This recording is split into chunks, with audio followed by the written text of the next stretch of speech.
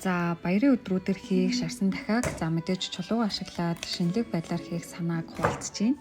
Дахиаг амтлахдаа соусанд нь оливын тоос, паприка, давс, харперц, оранж, мөн сармис, розмари орж байгаа. За соусаа сайтар хутгаад дахиан дээрээ ингээд жигд түрхээд өгнө. Зээж махны хэсгийг нь зүсээд баг зэргийн маасал мөн халаас өмсөж хийн.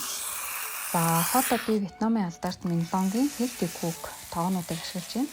За одоо харж байгаа тоондоо дахиагаа хийгээд туулгын цаас огт хэрэглэхгүйгээр тагийг нь таглаад шар шугамд 180 градус 1 цаг хийхэд хоол маань бэлэн болно.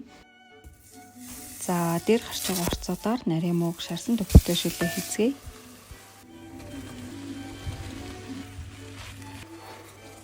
За хоол бэлэн болж охинд мэдээж ширээ цэцгай. За би удаа Вьетнамын Минлонг брэндийн маш гоё юмсаг ийм дижин хийцтэй аяг тогны комоор баярын ширээ зассан байгаа.